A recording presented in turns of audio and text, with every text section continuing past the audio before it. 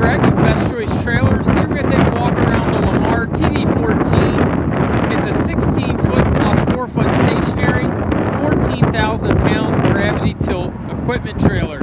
We carry these from a few different manufacturers. Lamar is one of our more deluxe units. We'll take a walk around the trailer and show you some of the features on it that make it a little fancier than some of the others.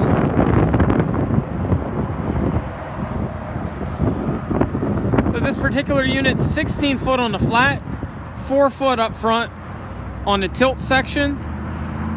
Like many of our 14,000-pound GVWs, it's going to have a adjustable coupler, 6-hole, 2 5/16 ball. It's going to have the 12K jack. If you're not familiar with the 12K jacks, they've got a spring assist at the bottom. The inner leg is down to the ground. They've got grease zerts at the top. It's got the blue Arctic cord. The Arctic wiring is flexible down to about -65 degrees. It's got a 6-inch channel full wrap tongue. The full wrap tongue wraps all the way back to the mainframe. It's got a 6-inch channel frame on your 4-foot stationary, and it's also got a 6-inch channel frame on the tilt bed frame. For tie downs, we've got a rub rail, D-ring, and stake pockets. We've got the bullet LED lights.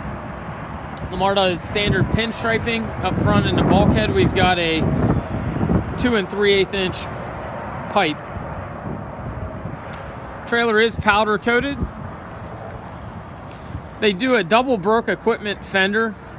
It's a removable fender, standard. It's got a Dexter 7,000-pound torsion axle with a 235/80 R16 10-ply radial tire. It's also got the new forward adjust, or what Dexter would refer to as a never adjust brake. It's set on a silver mod wheel. We can also do it on different color wheels. We've got white and generally black in stock. You can tell it's torsion suspension because there's no leaf springs in between the axles.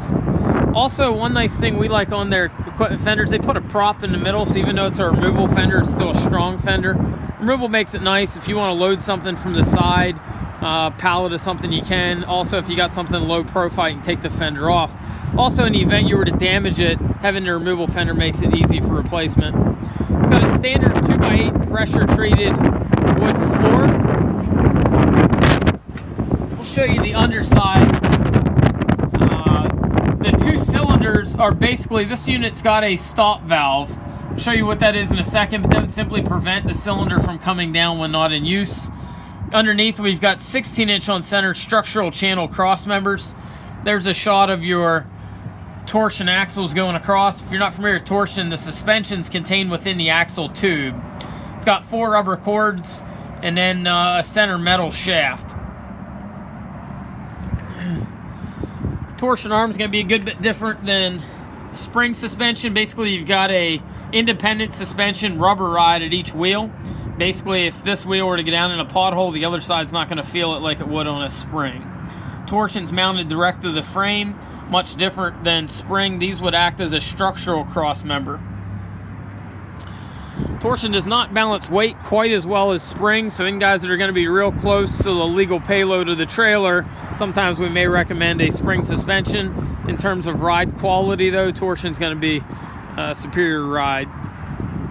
So one thing on these tilt trailers, fendered gravity tilts, a lot of times the whole knife edge does not count toward the length. So on this trailer, the 20 foot would be the wood. This last 1.5 feet of knife edge would not count toward the length. So this unit's going to end up being about 21.5 foot total overall. It's going to be about 17.5 on the tilt and the 4-foot stationary. Also notice some manufacturers used to notch out the tail. This one here's got a full tail. With the new bullet LED lights, you're able to get markers into the back tail much easier. Something like this is going to weigh in the upper 3s, about 3,800. It's going to give you about 10,000, a little over 10 of legal payload plus tongue weight. Tongue weight's going to be another roughly 15% or upwards of 2,000 pounds. Normally on a torsion trailer like this, where it's a little harder to get an even weight distribution, I'd figure about 1,500 pounds or more like 11.5 total legal payload. You can't get these in a power tilt. We do generally keep them in stock. However, the gravity tilts generally do tend to be a little bit more common or a little bit more user-friendly. So we've already put the bed up on this, but the release on these is on the passenger side. Simply lift that handle up and go. So right now the stop valve's in the open position, meaning the hydraulics can flow freely. The heavier the equipment, the faster this will come down.